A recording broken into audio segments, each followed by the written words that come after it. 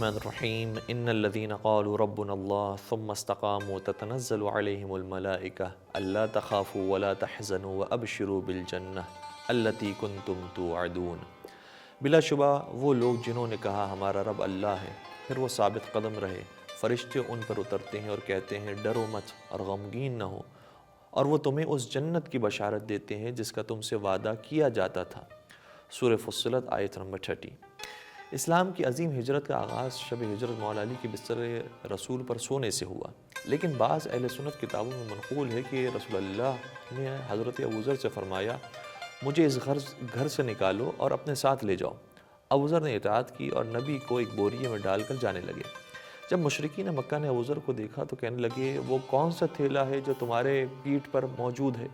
ابوذر سوچ میں پڑ گئے اور اپنے آپ سے کہنے لگے میں جو کچھ بھی کہوں گا یہ لوگ تحقیق تو ضرور کریں گے، اور اگر جھوٹ بولا تو پیغمبر نے فرمایا تھا النجات فی الصدق کما ان الہلاک فی الکذب، سچ میں نجات ہے، جھوٹ میں ہلاکت ہے۔ اگرچہ اس سنگین معاملے میں جھوٹ بولنے میں کوئی حرج نہیں تھا، لیکن ابوذر نے سچ کہہ دیا اور فرمایا اس تھیلے میں رسول اللہ ہیں۔ مشرکین کہنے لگے ابوذر اس حساس معاملے پر تم ہم سے مذاق کر رہے ہو؟ انہوں نے ابوذر کو چھوڑ دیا۔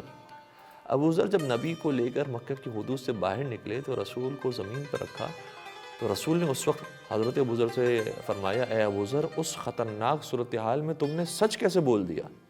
ابوذر نے کہا میں نے جھوٹ بولنے کے لیے جتنا بھی سوچا میں نے دیکھا کہ میں جھوٹ بولنا جانتا ہی نہیں ہوں۔ اس موقع پر نبی نے فرمایا آسمان نے کسی کے سر پر سایہ نہیں کیا اور زمین نے کسی کا بوجھ نہیں اٹھایا جو ابوذر سے زیادہ سچا ہو۔ یہ ہے ولایت خداوندی کی طاقت جو کبھی اپنے راستے پر چلنے والوں کو تنہا نہیں چھوڑتی۔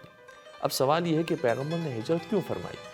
کیا جان چلے جانے کے خوف سے، یا اپنے آس پاس والوں کی زندگیوں کے خوف سے؟ کیا پیغمبر خدا کو ابوذر کے سچ بولنے کا خوف تھا؟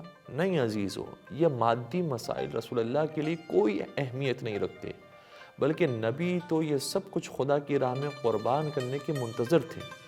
لوگ بہتر حالات کی تلاش میں ہجرت کرتے ہیں، نبی نے بھی بہتر حالات کی خاطر ہجرت کی، لیکن اپنے بہتر حالات نہیں، دین اسلام کے بہتر حالات کی خاطر۔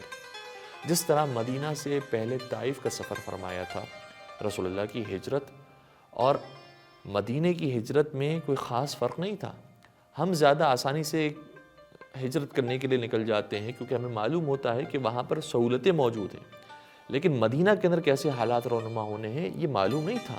وہاں پر نہ آپ کا مکان تھا، نہ خاندان تھا، نہ شہر والوں کی کوئی خاص توقع موجود تھی، لیکن آپ نے پھر بھی خدا پر توکل رکھتے ہوئے قدم اٹھایا، اور آج ساری دنیا میں مدینہ کو حرم رسول کے نام سے یاد کیا جاتا ہے۔ والسلام علیکم ورحمۃ اللہ وبرکاتہ۔